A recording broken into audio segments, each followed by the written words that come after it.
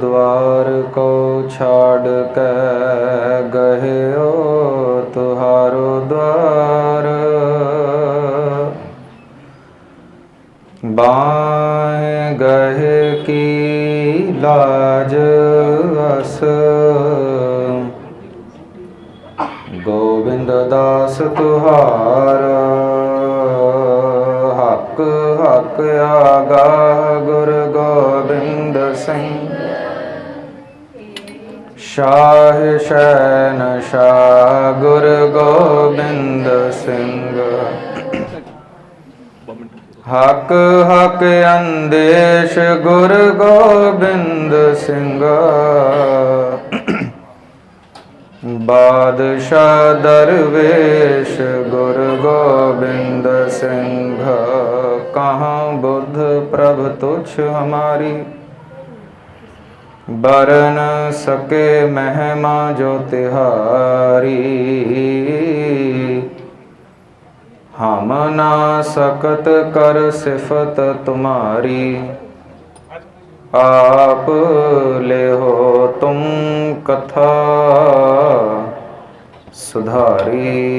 बेशुमार यथा गणत यतुल ज्यों बुलाव हो त्यों नानक दास बोले। गुरु गरीब निवाज ज़ाहिरा ज़हूर हाज़रा हजूर सर्व कला समरथ। दसां गुरुआं दी जागदी जोत अकाल पुरख सरूप बाणी गुरु समरथ गुरु परतख गुरु अकथ गुरु।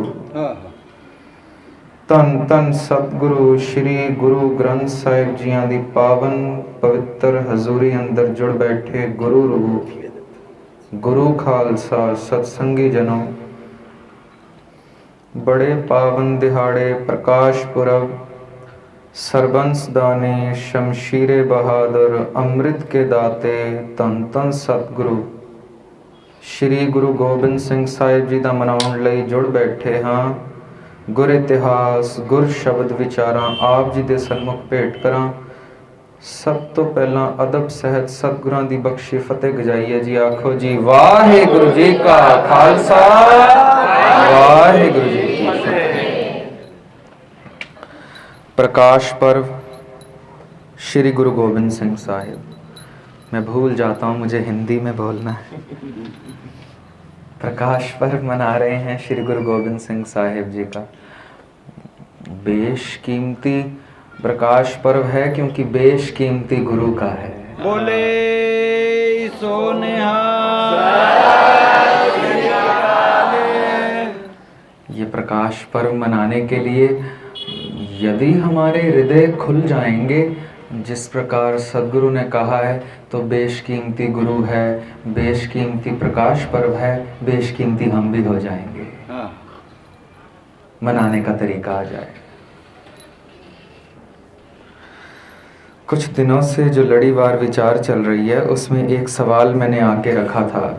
वो ये छोटे छोटे बच्चों का भी अभी दीवान हुआ, एक दो दिन पहले भी लड़ीवार जो विचार चल रही है। पहला सवाल मैं लेकर आया था, या फिर ऐसा कहूँ ये सवाल मेरे साथ हर उस जगह जाता है जहाँ जहाँ मेरे कदम मेरे घर से बाहर निकलते हैं। सवाल क्या है?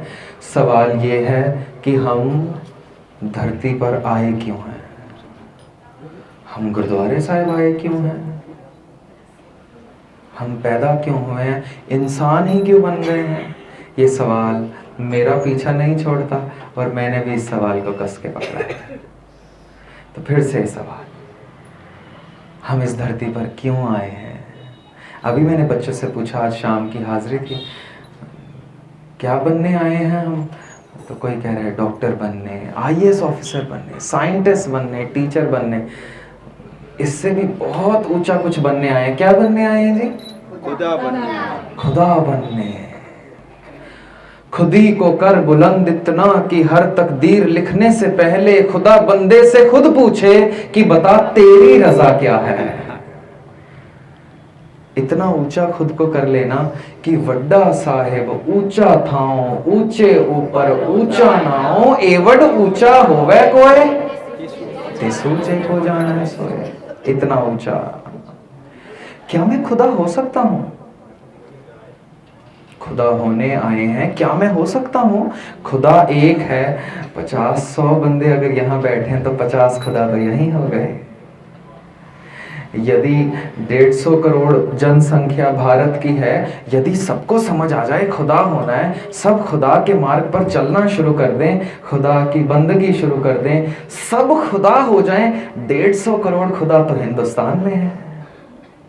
जबकि श्री गुरु ग्रंथ साहिब जी का पावन स्वरूप लिखने लगे हैं श्री गुरु नानक साहिब, श्री गुरु अर्जन पातशाह संकलन करने लगे हैं, तो सबसे पहले प्रथम में क्या लिखते हैं? एक ओंकार। खुदा एक है, भगवान एक है। 150 करोड़ तो हिंदुस्तान में हो गए, 800 करोड़ पूरे संसार की जनसंख्या हो, यदि सबको समझ आ जाए खुदा होने आए हैं, यदि सब रहरास पढ़ लें कि पई परापत मानुख देहुरिया गोविंद मिलन किए तेरी बरिया, पई परापत मानुख देहुरिया, पई परापत मानुख देहुरिया,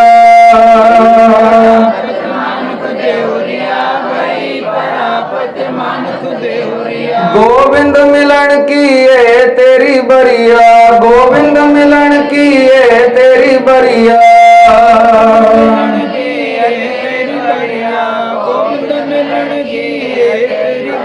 गोविंद मिलन किए तेरी बरिया, गोविंद मिलन किए तेरी बरिया,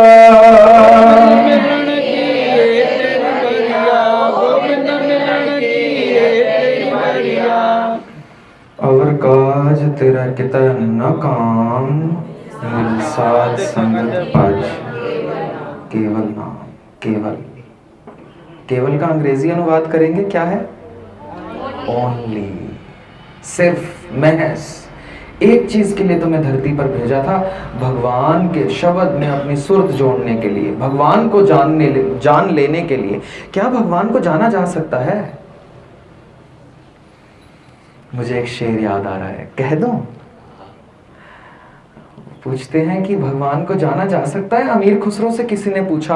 अमीर खुसरो बहुत बुलंद महापुरुष, बहुत बड़े भक्त हुए हैं, उन्होंने बहुत रमज में, कई शेरो शायरी में ऐसी बातें खोली हैं जो खुदा के मार्ग पर चलने के लिए मार्गदर्शक हैं। अमीर खुसरो कहते हैं, मैं खुदा के मार्ग पर चलता रहा, इस कोशिश में किताबें पढ़ी, ग्रंथ पढ़े कि एक दिन खुदा को जान जाऊंगा। तब उनका शेर क्या है? हम जानते थे कि इल्म से कुछ जानेंगे। इल्म का मतलब होता है पढ़ाई लिखाई, ज्ञान से। हम जानते थे कि इल्म से कुछ जानेंगे, जाना तो ये जाना कि न जाना कुछ भी। जान जानकर मैंने ये जाना कि मैं खुदा को नहीं जान सकता। खुदा को जान नहीं सकता तो खुदा कैसे हो सकता हूं? ग्लेशियर पिघला है, वहां से एक बूंद निकली है, वो बूंद नीचे घाटी तक आई है, वहां से एक नदी में मिली है, पहले नहर फिर नदी। अब ये नदी बहुत लाखों किलोमीटर का सफर तय कर रही है। एक नदी यहां से निकली है, एक नहर वहां से निकली है, एक नहर वहां से, एक झरना यहां से, एक नदी कहीं और से। सारी नदियों की दौड़ पता है कहां की है? समुद्र की। एक नदी यहां से निकली है, उसका नाम गंगा रख दिया, दूसरी वहां से निकली, उसका नाम यमुना रख दिया, तीसरी का कावेरी रख दिया, सरस्वती रख दिया, नील रख दिया, गोदावरी रख दिया, हंसला रख दिया। पर जब ये नदी समुद्र में चली गई, आप पहचान पाएंगे कौन सी गंगा है, कौन सी जमुना है, कौन सी सरस्वती। ऐसे खुदा को मिलना है। एक प्राणी गुजरात से चला खुदा को मिलने, एक दिल्ली से चला, एक भावनगर से उठा, एक पंजाब से निकला, एक तमिलनाडु से उठा, खुदा तक सब पहुंच जाएंगे। फिर पहचानना मुश्किल होगा कि ये भावनगर का है या पंजाब का है। ऐसे खुदा को जाना जा सकता है, खुदा में मिलकर जाना जा सकता है। खुदा को मिलने की 5 स्टेजेस हैं, जिनको हम 5 पौड़ियां भी कह सकते हैं, 5 खंड भी कह सकते हैं। ये गुरु ग्रंथ साहिब जी में जपजी साहिब प्रथम बाणी में लिखे हैं। 5 पौड़ियां कौन सी हैं? एक संत विराजमान थे, उनके पास एक शिष्य आया, उसने सुना था सचखंड वसै खुदा को मिलना है, सचखंड में बैठता है, संत जी से पूछता है सचखंड जाना है मुझे, बताएंगे सचखंड में क्या होता है? हंस देते हैं, इतनी लंबी छलांग तूने नहीं पूछा, धर्म खंड जाना है मुझे, तूने नहीं पूछा ज्ञान खंड में कैसे प्रवेश करें, तूने नहीं पूछा श्रम खंड क्या है, कर्म खंड में क्या होगा, सीधी छलांग सचखंड की। पता ना हो नर्सरी में किंडरगार्टन में ABC पढ़ाते हैं तो सीधा मास्टर्स की पढ़ाई के लिए निकले हैं। नहीं, आप मुझे यही बताएं, सचखंड जाना है, सचखंड में क्या होता है?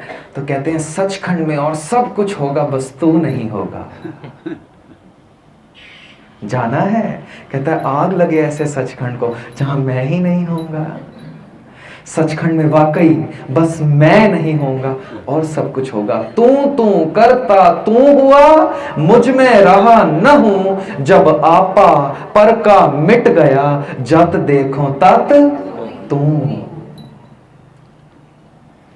सचखंड में सिर्फ मैं नहीं होऊंगा।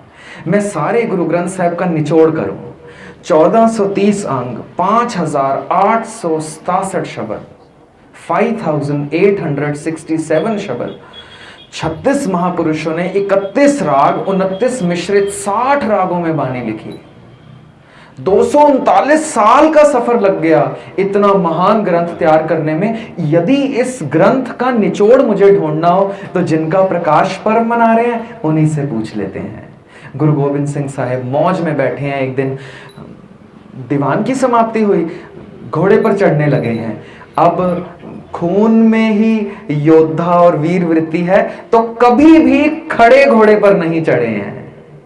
घोड़ा दौड़ाते थे फिर रकाब पर पैर रख के चढ़ते थे, योद्धा वृत्ति है। घोड़ा दौड़ाया, पैर रखने लगे, सिखों की तरफ रुक करके एक सवाल पूछ लेते हैं, क्या कोई ऐसा सिख बच्चा है जो मुझे सारा गुरु ग्रंथ साहब इतने वक्त में सुना दे जब तक मैं रकाब में पैर रख के घोड़े पर बैठ जाऊं? रकाब ये वो शूज स्टैंड है जिसमें हम पांव रख के घोड़े पर बैठते हैं। एक हुक बना होता है जिसमें पांव रखते हैं फिर चढ़ के घोड़े पर बैठते हैं। रकाब पर पांव रखें और घोड़े पर बैठने में 2-3 सेकंड भी नहीं लगेंगे। पर सदगुरु का हुक्म, कोई है ऐसा बच्चा यदि मैं रकाब पर पांव रखूं और जब तक घोड़े पर बैठूं संपूर्ण गुरु ग्रंथ साहब मुझे सुना दे? अब सब हैरान है। संपूर्ण गुरु ग्रंथ साहब का पाठ करना हो 48 घंटे तो तब भी लगते हैं। अखंड पाठ, बिना रोके, बिना थके, बिना उठे, 48 घंटे, कुछ पलों की बात है, 3-4 सेकंड में कौन सुनाएगा? सब सोचने लगे पता नहीं क्या इन्होंने खेल खेली है, ये यही जाने कि ऐसा तो नहीं हो सकता, हमें परख रहे होंगे। एक सिख उठ रहा है, हाथ जुड़ गए हैं, सदगुरु आप कृपा करें तो मैं सुनाऊं। सब हैरान, बौरा गया है। 48 घंटे लगते हैं गुरु ग्रंथ साहब का पाठ करने में, ये तो 3-4 सेकंड में क्या सुनाएगा? सदगुरु आप कृपा करें तो मैं सुनाऊं। सदगुरु कहते हैं ठीक है, कल सारी संगत को बुलाएंगे, सब सुनेंगे संपूर्ण गुरु ग्रंथ साहब का पाठ उतने वक्त में जितने वक्त में हम रकाब पर पांव रखकर घोड़े पर बैठते हैं, काठी पर। अगला दिन चढ़ रहा है, संगत तैयार है देखने के लिए, संपूर्ण गुरु ग्रंथ साहब सुना देगा। कुछ पलों में देखे तो सही क्या सुनाएगा। जो फिलोसफर्स हैं, जो दार्शनिक हैं, जो बड़े बड़े गुरसिख हुए हैं, उन्होंने सारे गुरु ग्रंथ साहब का ये 5000 से ज्यादा शब्दों का निचोड़ निकाला है। समराइज करना हो गुरु ग्रंथ साहब को 10-20 मिनट में किसी को समझाना हो कि सिख धर्म क्या है, आपके ग्रंथ में क्या लिखा है, तो कहते हैं जपजी साहब का पाठ सुना दो। संपूर्ण गुरु ग्रंथ साहब की निचोड़ निकालनी हो तो वो जपजी साहब का पाठ है। पर ये सिख कैसा कमाल करने वाला है, आज दीवान लगाए, जपजी साहब का पाठ सुनाने में भी 20 मिनट तो लगेंगे ही, बहुत तेज करूंगा 10 मिनट तो तब भी लगेंगे। अब ये क्या करने वाला है? सदगुरु ने इशारा किया है, दौड़ते हुए आए हैं, रकाब पर पांव रखा है, इशारा हो गया पाठ शुरू कीजिए। अब जब तक सदगुरु पांव रख के काठी पर बैठ रहे हैं, ये हाथ जोड़कर बुलंद बांग देता है, इक ओंकार सदगुरु प्रसाद। सदगुरु विराज जाते हैं काठी पर। सारी संगत हैरान, शुरू ही नहीं हुआ पाठ, काठी पर विराजते ही सदगुरु उतर जाते हैं और सिख को गले लगा लेते हैं जोर से। कमाल कमाल कमाल। सारे गुरु ग्रंथ साहब का यदि निचोड़ निकालना हो तो सारे गुरु ग्रंथ साहब का निचोड़ सिर्फ यही है, खुदा एक है, सच्चे गुरु की कृपा से मिल जाएगा। बस। बोले सो निहाल।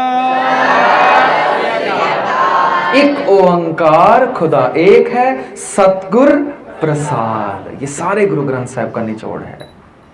अब सारे गुरु ग्रंथ साहब का निचोड़, एक सवाल गुरु ग्रंथ साहब में पहली पौड़ी में श्री गुरु नानक देव जी उठा देते हैं, सारे गुरु ग्रंथ साहब में उसी सवाल का जवाब है। हैरान हो जाएंगे आप। कभी इस तरह से गुरु ग्रंथ साहब का दीदार करेंगे तो और आनंद आएगा। एक सवाल, सारा गुरु ग्रंथ साहब जवाब है उस सवाल का। सवाल पता है क्या है? किव सचियारा होई है, किव कूड़ा टुटे। बस एक सवाल है, सब जवाब, सारी वाणी जवाब है।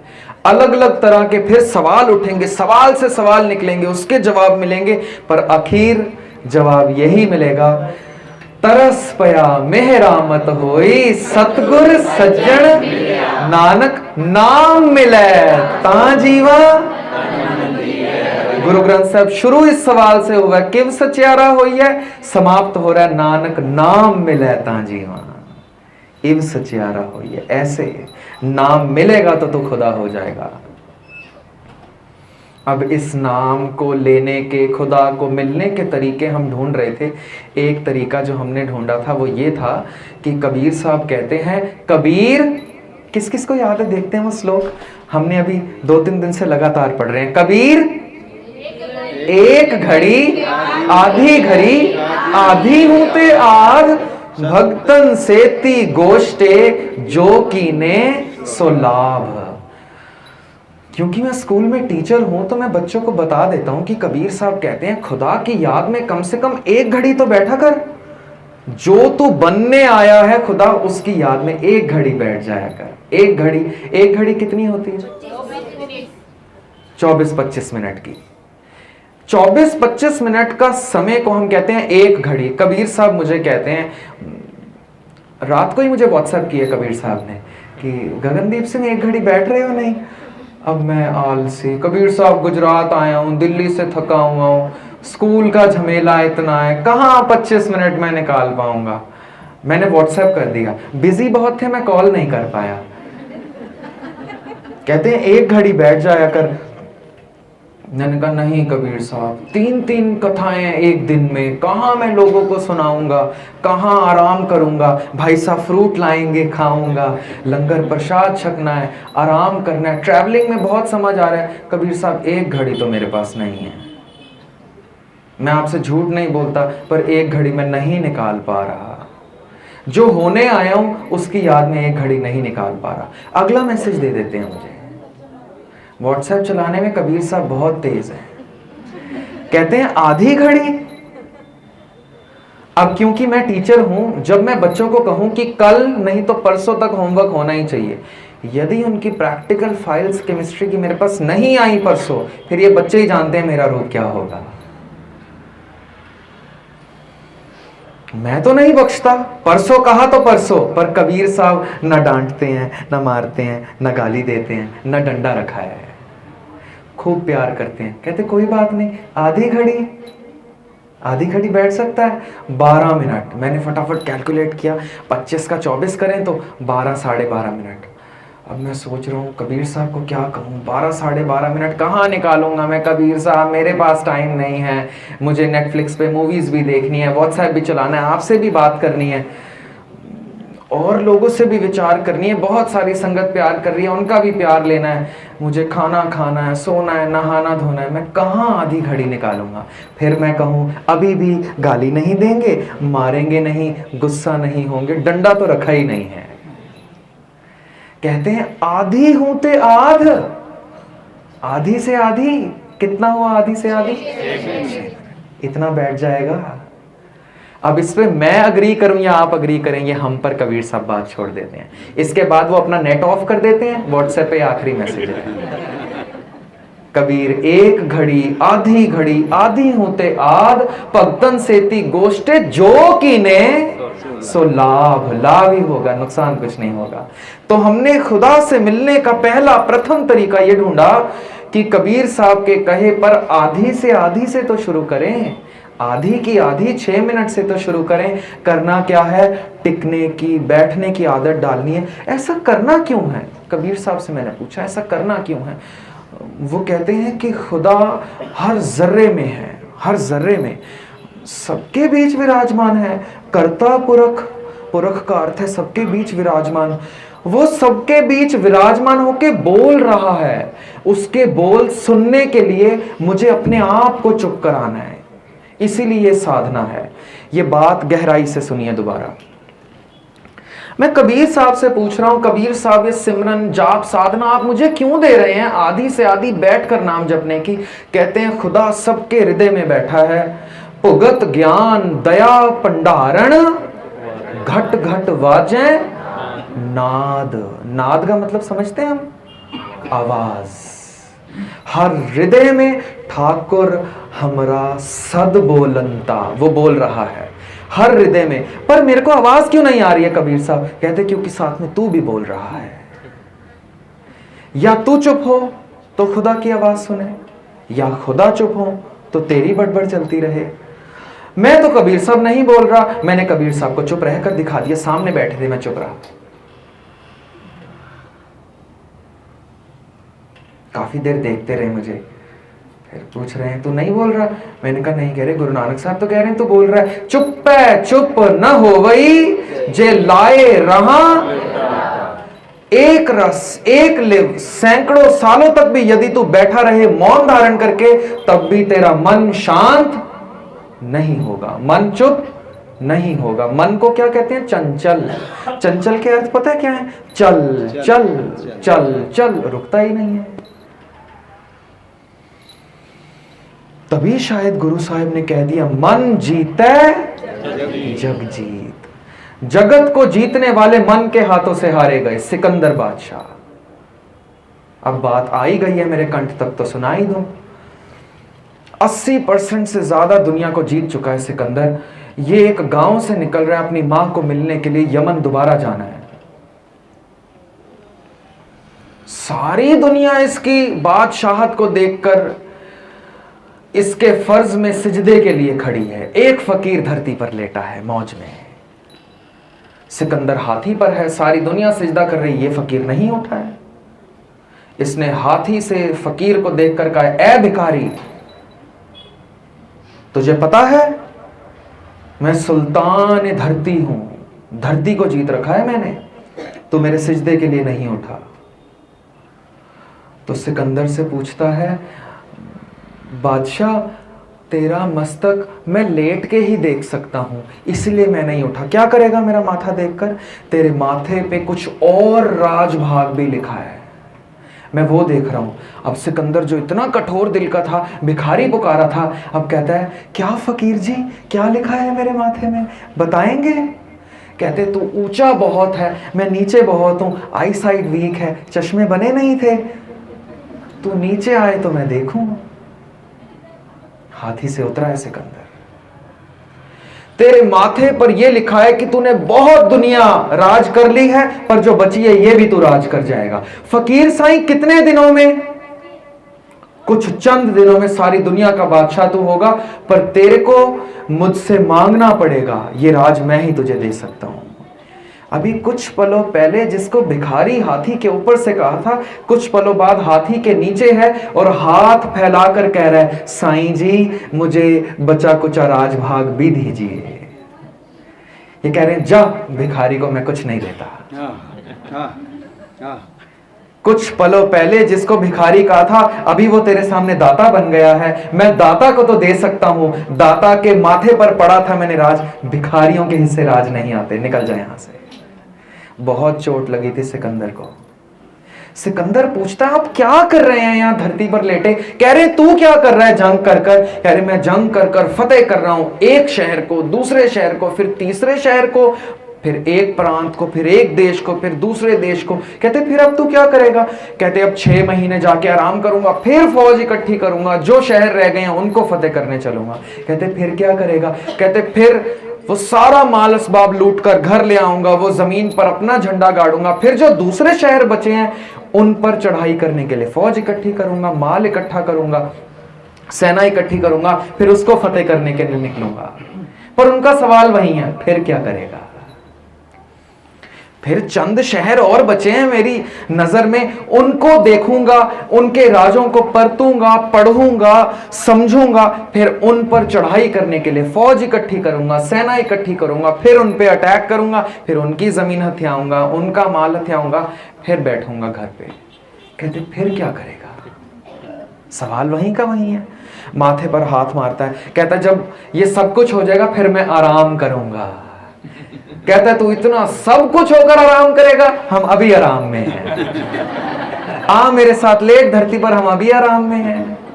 इतनी जद्दोजहद, माल असबाब, जान का खतरा, तू आराम करने के लिए ले रहा है? हम अभी आराम में हैं।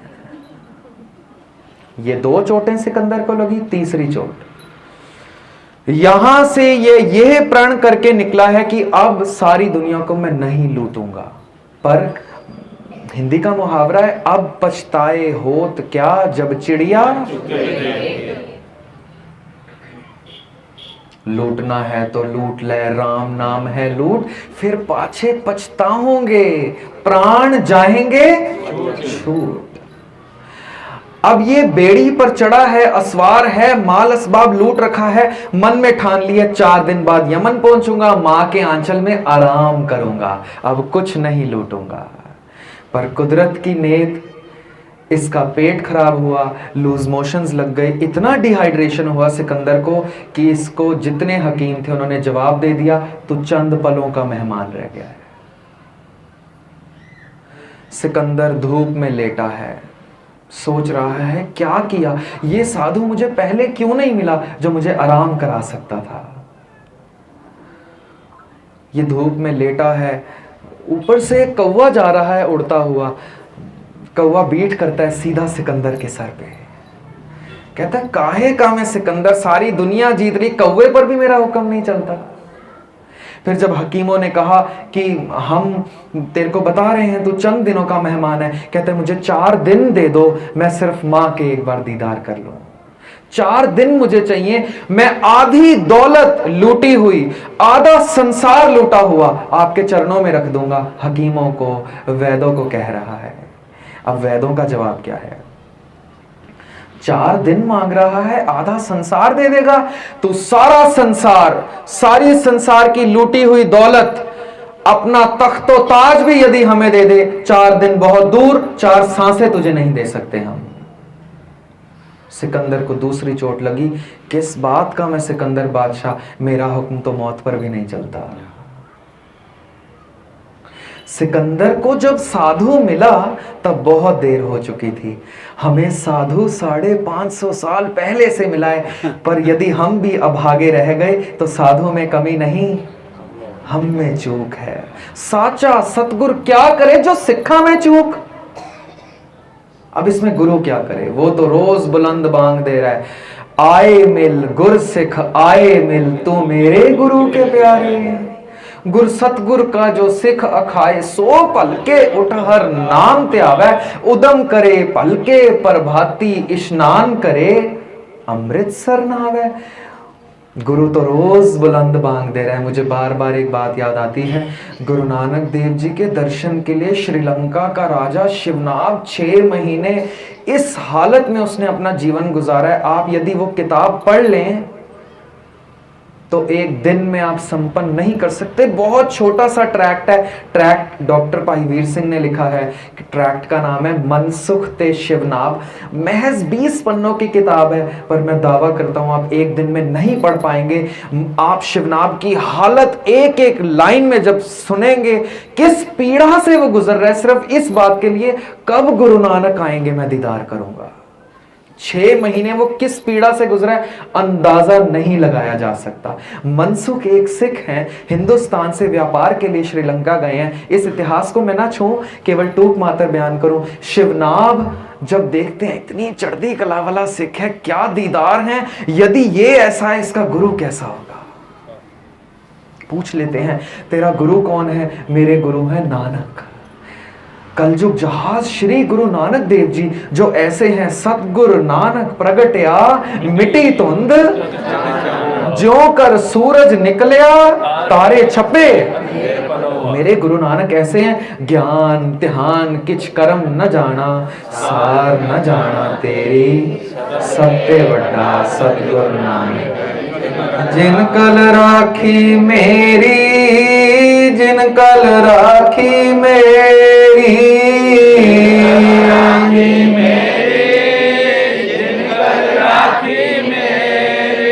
जिन कल राखी मेरी, जिन कल राखी मेरी,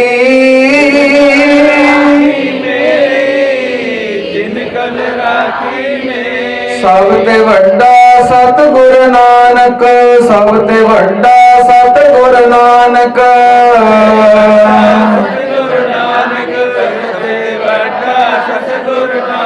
जिन कल राखी मेरी, जिन कल राखी मेरी,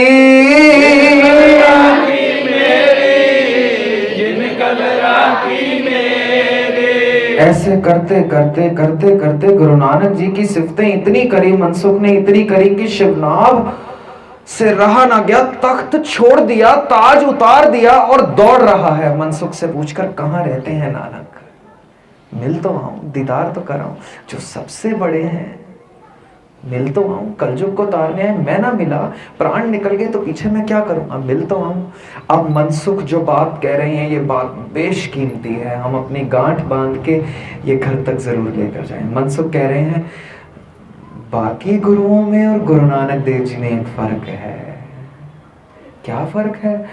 फर्क ये है कि यदि गुरु का चेला बनना हो तो चेलों को दौड़कर गुरु को ढूंढना पड़ता है, गुरु के पास जाना पड़ता है, उसकी चरण छू लेनी पड़ती है, चेले को दौड़कर गुरु के पास जाना पड़ता है। गुरु नानक साहब कहते हैं घर बैठ, प्रेम का दिया जला, हृदय में प्रेम के ऐसे गोते खा, तेरा प्रेम भर जाएगा, मैं तेरे पास चले आऊंगा, तुझे मेरे पास आने की कोई जरूरत नहीं है।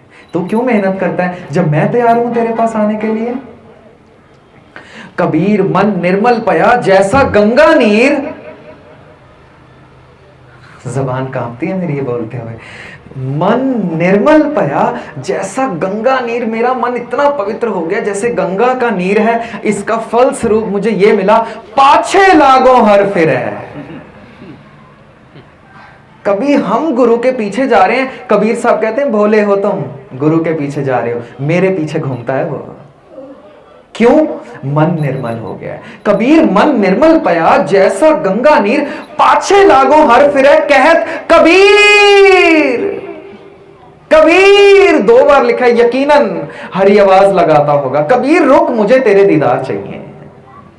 खुदा के दीदार हम जैसे लोगों को चाहिए, पर खुदा को भक्त के दीदार चाहिए। एक और शब्द सुना दो, तो ही मोही मोही तो ही अंतर कैसा, कनिक कटक जल तरंग जैसा। इसमें अगली पंक्ति बहुत बाकमाल है, जो पे हम न पाप करंता, अहे अनंता पतित पावन नाम कैसे होता। भगत साहिबान पता क्या कह रहे हैं, बड़ा सुना मैंने तेरी तारीफ लोगों से, बहुत सुनी कि तू पतित पावन है, पतित पावन है, पतित पावन है।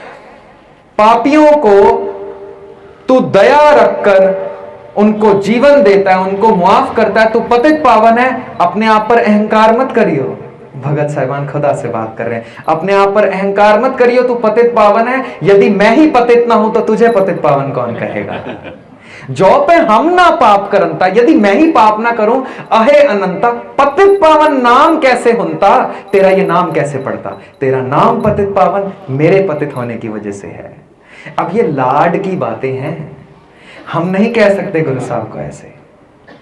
ये पहुंचे हुए महापुरुषों की, चौथे पद परम पद के महापुरुषों की बातें जिनको हम नतमस्तक होते हैं। पर ऐसा ओहदा मैं प्राप्त कर सकता हूं, ये छूट मुझे है। गुर सेवा ते भगत कमाई, तब ए मानस देही पाई। इस देही को सिमरे देव, सो देही भज हरि सेव।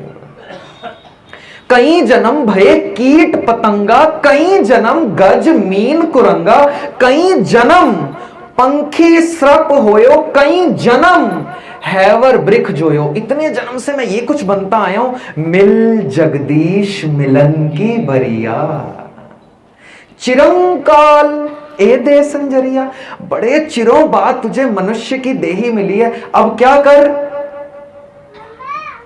पज मन मेरे एको नाम, पजो गोविंद भूल मत जाहो, मानस जन्म का यही लाभ। फिर कबीर साहब कह रहे हैं, यही तेरा अवसर, यही तेरी बार, काट भीतर तू देख विचार, कहो कबीर जीत के हार, बहु बिद कहे हो पुकार पुकार। शिवनाथ को कहते हैं, तू सिर्फ बैठ, मन को पवित्र कर, प्रेम अपने हृदय के कटोरे में नकानक भर ले, खुदा तेरे पास चल के खुद आएगा। 6 महीने में शिवनाथ के पास न जाने कितने नानक बन के आए हैं, किताब पढ़ेंगे आपको पता चलेगा। खबर पहुंचती है, नदी किनारे शिवनाथ बैठे हैं, नानक आ गए हैं, नानक आ गए हैं। शिवनाथ बोराए हुए दौड़ रहे हैं, नानक आ गए हैं। दौड़ते हैं, देखते हैं नानक जी आ गए हैं, पैरों के पास चिपक जाते हैं, खूब रोते हैं, आपके इंतजार में कितने दिन गुजार दिए मैंने, आप अब आए हैं। महलों में लेकर जाते हैं, महलों में विश्राम कराते हैं। रात को मांस मदिरा जब बनता है महल में, नानक जी के आगे रखते हैं, नानक जी मदिरा भी पी लेते हैं, मांस भी खा लेते हैं। अब शिवनाथ को थोड़ा शक होता है, मनसुख तो कह रहा था ये कैसे नानक है, ये कैसे नानक है। जब महल में स्त्रियां नाच कर रही हैं, ये नानक को वो देखने में भी रस है, नाच भी देख रहे हैं। मनसुख तो कह रहा था मेरे नानक कैसे हैं, ये नानक कैसे हैं। मनसुख से जाके पूछते हैं, नानक मदिरा पी लेते हैं? कहते हैं दुनीचंद गुरु नानक देव जी के पास आए, 7 लाख रुपए थे तब दुनीचंद के पास, जब 1 रुपए की कितनी कीमत थी, 1 साल का राशन भर सकते थे। 7 लाख का मालिक दुनीचंद गुरु साहब के पास आया तो बाउल में भेंट पता है क्या लाया था, मदिरा। गुरु साहब टोकते रोकते मारते गाली गलौच नहीं करते थे, कहते रख दे पी लेते हैं। वो रख देता है, थोड़ी देर बंदगी में रहते हैं, कीर्तन करता है। एक कुत्ता घूमता हुआ आता है, वो मदिरा को सूंघता है, पाँव मार के बाउल गिरा देता है। सदगुरु कहते हैं दुनीचंद जिसको कुत्ता नहीं पीता वो तू पीता है, इसको तो जानवर भी नहीं पी रहा है। समझाने का तरीका। मनसुख कहते हैं गुरु साहब मदिरा पिएंगे, उन्होंने दुनिया को नशे से छुड़ा दिया, उन्होंने अपने नाम का नशा दे दिया, वो मदिरा का सेवन नहीं करते हैं। वो औरतों का नाच देखते हैं, गुरु साहब औरतों का नाच देखेंगे। वो जब वैश्याएं उनके सामने नाचते हुए आती हैं, दुपट्टा उनके सर पर रख के कहते हैं ऐ मेरी धी, ऐ मेरी बच्ची, आ खुदा का नाम दृढ़ कराऊं। वो तो वैश्य को भी इस नजर से देखते हैं, वो नाच देखेंगे। शिवनाथ को यकीन हो जाता है ये नानक नहीं है। कोई ढोंगी को पता चल गया कि शिवनाथ राजभाग दे देगा, नानक की याद में बैठे कोई नानक बनकर आ गया। शिवनाथ उदासी में मायूसी में दोबारा नदी तट पे चले जाता है और रो रहा है। इसके पास सिर्फ एक जपजी साहिब का पाठ है जो मनसुख ने सुनाया है, इसने वो पूरा याद कर लिया है। दिन रात 24 घंटे सिर्फ जपजी साहिब चल रहा है, कब आएंगे आप, कब आएंगे। फिर खबर आई नानक आ गए हैं। अब शिवनाथ नहीं गए हैं, जाइए नानक को पहले मदिरा पिलाइए, मांस खिलाइए, नाच दिखाइए। यदि वो देख लेते हैं मुझे मैसेज बताइएगा। वो देख लेते हैं, कहते हैं ये भी नानक। 6 महीने में न जाने कितने नानक बनकर आए। मनसुख से पूछते क्या है, कब आएंगे, 6 महीने गुजर चले हैं। कहते हैं नानक आएंगे तो तुझे पूछना भी नहीं पड़ेगा किसी से कि वो आ गए हैं। सूखे हरे किए खिन्न माहे, तेरा प्रेम से सूखा सखना दिल 1 सेकंड में हरा हो जाएगा, सिर्फ उनके दीदार नहीं, कानों में उनका नाम सुनकर। तुझे पूछना नहीं पड़ेगा, बेफिक्र होके बंदगी कर। 6 महीने गुजरते हैं, पता चलता है नानक आए हैं। महल में ठहराओ, मंत्री कहता है वो मना कर रहे हैं, महल में नहीं जाएंगे, बाहर कुटिया में रहेंगे। खेत में उन्होंने आसन किया, कहते हैं वहीं रहेंगे। कहते हैं मदिरा पिलाओ, कहते हैं उन्होंने कहा जिस खेत में बैठे हैं दूर दूर तक मदिरा नहीं आनी चाहिए। कहते हैं जो नच्चार औरतें हैं उनको भेजो। कहते हैं नच्चार औरतों का तेरे को क्या बताएं, वो गई तो थी उनके पास नाचने, बस फिर उन्हीं की हो गई हैं, वो उठी नहीं है वहां से। ये नानक आए हैं, सूखी जमीन पर इन्होंने पांव रखे हैं, ऐसे हरियाली छा गई है जैसे ये जमीन इतनी जरखेज हो, इतनी फर्टाइल हो कि न जाने कितने साल से इसको कोई बो रहा हो। अब शिव नाम को यकीन है यही नानक है, दौड़ता है। गुरु के दीदार करके बाग हो रहा है। 6 महीने इंतजार किया, मुझे आने देते, कहते बस यही शर्त है, साच कहूं सुन ले हो सब है, जिन प्रेम की हो तुझे आने की क्या जरूरत जब मैं चलने को तैयार हूं। यहां प्यासा कुएं के पास नहीं जा रहा है, कुआं प्यासे के पास आ रहा है, प्यास जगानी हमें है। उपदेश गुरु ने दे दिया। मैं फिर कहूं साधु सिकंदर को लेट मिला, हमें तो मिल चुका है। तो अब साधु के साक्षात दीदार हो वो कैसे करने हैं, ये हम 2-3 दिनों से लड़ी चला रहे थे। आज फिर प्रकाश पर्व की बात वहीं की वहीं रह गई। मैं तभी अपने आप को मूर्खों में महामूर्ख गिनता हूं, जो टॉपिक दिया वो छू ही नहीं पाता हूं।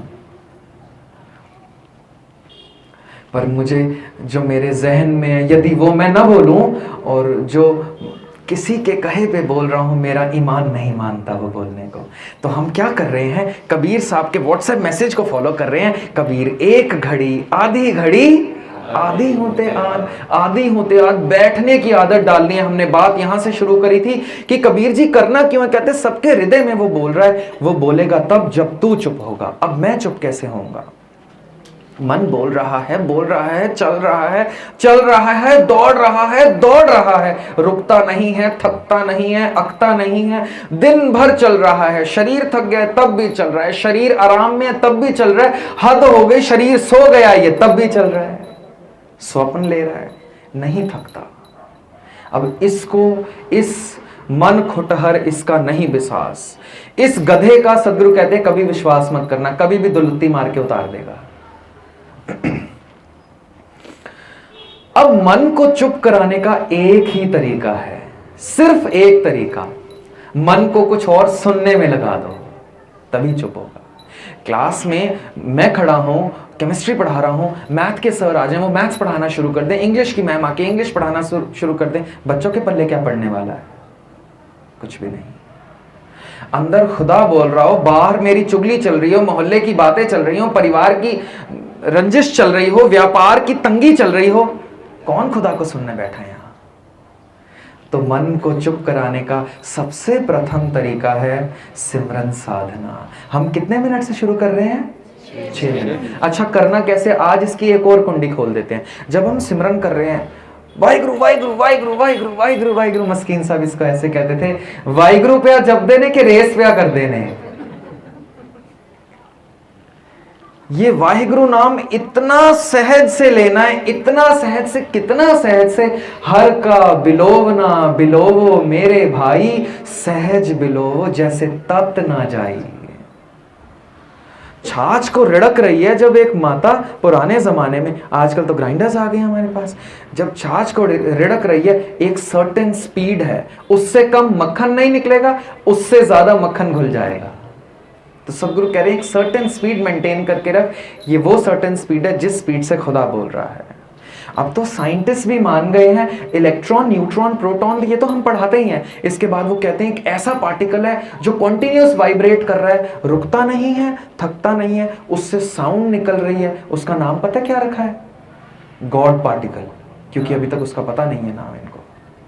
कहते हैं हर एक जर्रे में एक ऐसा पार्टिकल हमें वाइब्रेट होता दिख रहा है जिससे साउंड वाइब्रेशन निकल रही है, पर हम उस साउंड को पकड़ नहीं पा रहे, हमारे पास वैसी फ्रीक्वेंसी नहीं है। कबीर साहब के पास वो है फ्रीक्वेंसी मीटर, गुरु नानक पातशाह के पास है वो, कलगीधर जी के पास है वो फ्रीक्वेंसी मीटर। लिखते हैं ना, अब मैं अपनी कथा बखानो तब सादत जे बिदमोय आनो, हेम कुंट पर्वत है जहां सप्त श्रृंग शोभित है तहां, सप्त श्रृंग ते नाम कहावा, पंड राज्य जोग कमावा, ते हम अधिक तपस्या साधी, महाकाल काल का आराधी, एह बिद करत तपस्या पयो, द्वैत एक रूप हो गयो।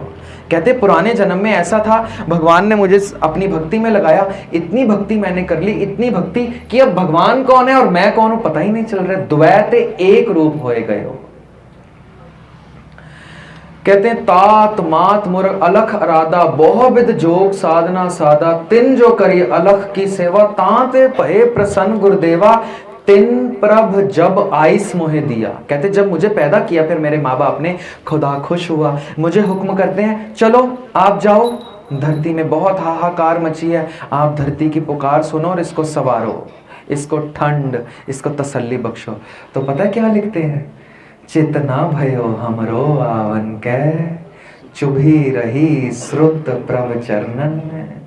कहते मैं इतना लीन, इतना मगन, इतना रस में था कि मन नहीं था वहां से उठकर धरती पर जन्म लूं, पर क्योंकि खुदा का हुक्म था तो मुझे मानना पड़ा। ऐसी रस, ऐसी समाधि से सदगुरु उठ के हमारे पास आए हैं, ऐसी समाधि हमें देने। कैसी समाधि? पांचवें गुरु श्री गुरु अर्जन देव जी तवे पर बैठे शहीद हो रहे हैं। साईं मियां मीर कहते हैं आप इशारा करें तो लाहौर की ईंट से ईंट खड़का दूं। कहते हैं साईं जी आप क्यों गर्म होते हैं, हम शांत हैं हरि नाम से, आप क्यों गर्म हो रहे हैं?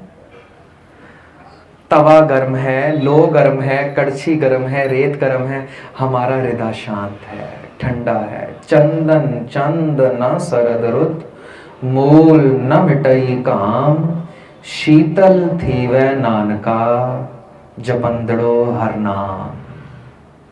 हमारा हृदय शांत है, ठंड में आप क्यों गर्म हो रहे हैं? साईं जी इतिहास लिखता है, गुरु साहब ये बताना चाह रहे थे, ऐ मेरे प्यारे सिखों मैं शहीद हो रहा हूं संतोष से, सब्र से, शांति से। आप लोग ध्यान से देखो कि किसी को तैरना सिखाना हो तो तैर कर दिखाना पड़ता है, किसी को मरना सिखाना हो तो मर के दिखा रहा हूं मैं। आज मैं मर के दिखा रहा हूं, आप ध्यान से देखिए, कल आप लोग शहीद होंगे, मैं ध्यान से देखूंगा। वक्त आया है, कभी गुरु शहीद हो रहा है, सिख देख रहे हैं गुरु अर्जन देव जी, अब कभी सिख शहीद हो रहे हैं, भाई मतीदास, भाई सतीदास, भाई दयालदास, गुरु देख रहा है शांति से। जो पर्चा मैं इनको सिखा आया था, इनको मरना आ गया है या नहीं, गुरु तेग बहादुर देख रहे हैं शांति से। अब ये कैसी समाधि थी कि आरा चलना शुरू हुआ है मतीदास के सर पे, जबान तक आरा चला, जबान फाड़ दी है दो हिस्सों में, सिर फट गया है दो हिस्सों में, पर जबान बोल रही है सोचा सोच न होवई जे सोची लखवार, चुप चुप न होवई जे लाए राम। जबान कट गई है पर जपजी साहब नहीं रुका, खुदा जाने क्यों। आरा चला है, कंठ तक आ गया है, पर अभी भी आवाज आ रही है, थाप्या न जाए कीता न होए आपे आप। जबान नहीं रुक रही है, धड़ कट के फट के अलग दो हिस्सों में गिर गया है। आप हैरान होंगे जानकर, इतिहास लिखता है 15 पौड़ियां आरा चलते हुए पड़ चुके थे, शरीर दो हिस्सों में गिरा तो 15 पौड़ियां समाप्त हो चुकी थी। शरीर दो हिस्सों में धरती पर गिर गया है, 16वीं पौड़ी शुरू हो रही है। कैसी सुरत जुड़ी होगी कि शरीर जुदा हो गया, सुरत हट ही नहीं रही है। चित न भयो हमरो आवन के चुभी रही श्रुत प्रभ चरणन में। इन मुगलों के हाथों से छुरे छूट चुके हैं देखकर कि एक शरीर बोल रहा है असंख जप असंख पाओ, दूसरा शरीर बोल रहा है असंख पूजा, एक शरीर बोल रहा है असंख ग्रंथ मुख वेद पाठ, दूसरा शरीर बोल रहा है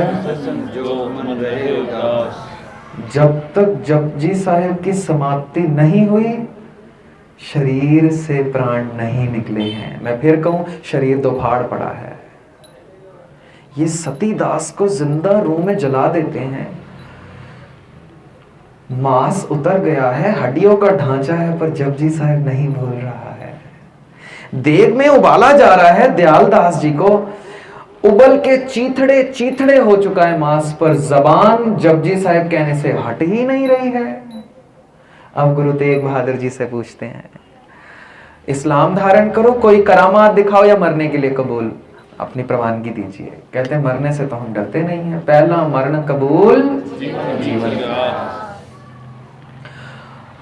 इस्लाम हम धारण करेंगे नहीं, बुरा नहीं है इस्लाम धर्म, पर जबरदस्ती आप धारण करवाएंगे तो हम नहीं करेंगे।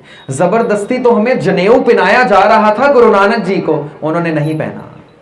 जबरदस्ती जनेऊ उतारा जा रहा था, गुरु गोविंद सिंह के समय पे नहीं उतरने दिया। जबरदस्ती ना हम पहनते ना उतारने देंगे। चाहे जनेऊ सालग्राम से हमारा कोई नाता नहीं, पर कहते हैं किसी की इज्जत, किसी की आबरू पर आंच आए तो हम अपनी जान देकर उसकी इज्जत बचाएंगे। 9 साल में जनेऊ नहीं धारण कर रहे हैं गुरु नानक, 9 साल के बाल गोविंद राय अपने पिता को कहते हैं जनेऊ उतरना नहीं चाहिए पिताजी। मेरे मित्रों का के सिर से बाप का साया ना हटे, मैं चाहे अनाथ हो जाऊं, आप जाइए शहादत के लिए। अब सदगुरु को कहते हैं इस्लाम धारण नहीं करेंगे, कहते हैं नहीं। कहते हैं फिर करामात दिखा दीजिए। कहते हैं करामात गुरु नानक पातशाह ने कहा है कहर करके जानने, करामात हम नहीं दिखाते हैं, पर तुम आंखों से नहीं अक्ल से अंधे हो। करामात तुम्हारे सामने हुई पर तुम देख नहीं पाए। पूछ लेते हैं जल्लाद जलालुद्दीन से, जलालुद्दीन तुमने अपनी आरबला अपनी आयु में बहुत सारे लोगों को मारा होगा, क्या कभी दिमाग पर चोट लगने के बाद जबान चलती है? क्या कभी सिर धड़ से अलग हो जाए जबान चलती है? आरे से तूने दिमाग, मस्तिष्क, जबान तक फाड़ दी, जपजी साहब नहीं भूले। हद तो यहां हो गई, शरीर 2 हिस्सों में, जपजी साहब नहीं भूले, तुम आंखों से अंधे नहीं अक्ल के अंधे हो, अभी भी करामात ढूंढते हो। मरने के लिए हम तैयार हैं, तैयार बैठे थे। सिखों को समझा दिया था कि जैसे मैं मर रहा हूं वैसे तुम मरना। ठीक इसी तरह गुरु गोविंद सिंह साहब ने सिखा दिया, जैसे मेरी सुरत, जैसे मेरा ध्यान प्रभु के चरणों में जुड़ा था, ऐसे तेरा भी जुड़ सकता है। कैसे? आइए कोशिश करते हैं, सब हाथ जोड़ें। कल से हम कोशिश करेंगे। मैं हर बार कल कह देता हूं, जिन्होंने 2-3 दिन से सुन रहे हैं कथा, उनका तो शुरू हो जाना चाहिए। गाड़ी में भाई साहब मुझे ला रहे थे, मुझे कहते हैं आपने होमवर्क दिया था, हमने शुरू कर दिया है। होमवर्क था 6 मिनट सिमरन।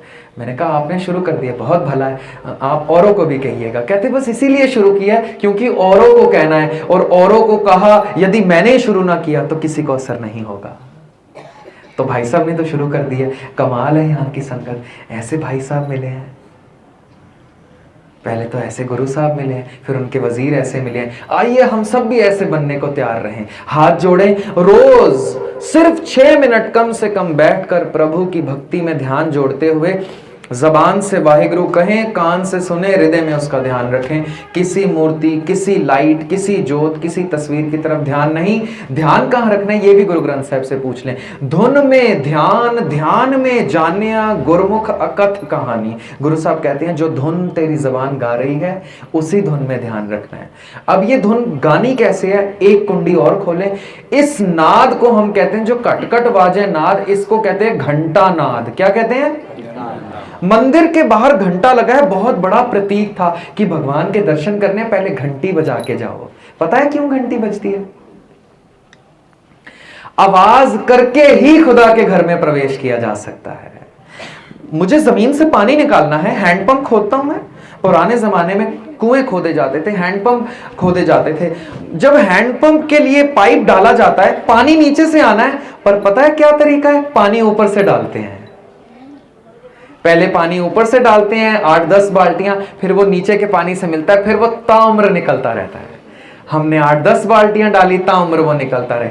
हमने सिर्फ 6 मिनट करना है, उसने ताउम्र का रस हमें देना है। चरण शरण गुर एक पैंडा जाए चल, सतगुर कोट पैंडा आगे हो। हमारी रेस बहुत थोड़ी है, पूरी वो करेंगे। किनका एक ताकि महिमा गनी। तो हम कोशिश करते हैं किनका अपने जीवन में बसाने की।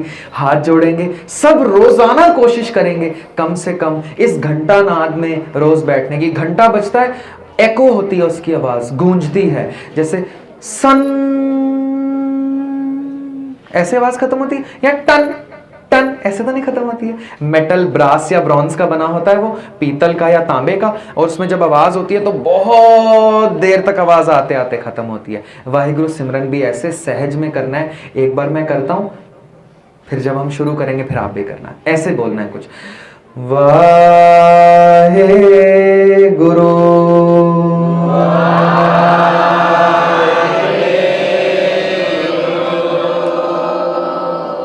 खूब ऐसे तेज शुरू करेंगे, धीरे धीरे धीरे धीरे धीरे समाप्त होगा, ताकि मेरे मस्तिष्क से निकल के हृदय तक प्रवेश करे। इसको कहते हैं घंटा नाद, वाहिगुरु जपने का तरीका। वाहिगुरु कैसे भी जप सकते हैं। पैरासीटामोल है, मैं सीधी खाऊं, उल्टी खाऊं, तोड़ के खाऊं, दबा के खाऊं, मरोड़ के खाऊं, पाउडर बना के खाऊं, पानी में घोल के, बुखार ठीक हो जाएगा। पर एस्पिरिन यदि जबान के नीचे रखी जाए 7 सेकंड में हार्ट अटैक से बचा लेती है। तरीका है, इंजेक्शन दिया जाए तो जल्दी असर कर जाता है। ये इंजेक्शन है घंटा नाद। बाकी कैसे भी बोले सब फायदा ही देगा। वाहिगुरु वाहिगुरु तेज भी बोलेंगे नुकसान कुछ नहीं है। जो मस्कीन साहब कहते हैं वाहिगुरु जब दिन के रेस पे कर देने, उसमें भी नुकसान नहीं है, पर बहुत ज्यादा फायदा हो सकता है यदि ठहराव से करेंगे। कोशिश करते हैं, एक बार मैं बोलूंगा, दूसरी बार आप बोलना, फिर शायद समाज समाप्त है आज का। ठीक है जी। वाहे गुरु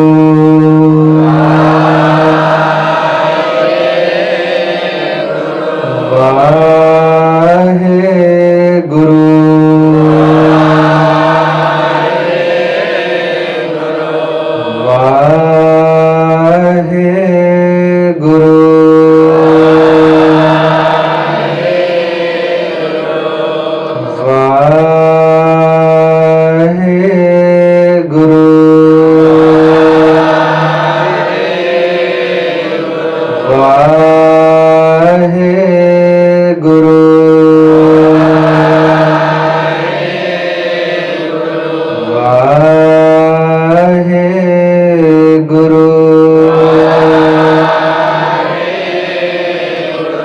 वाहे गुरु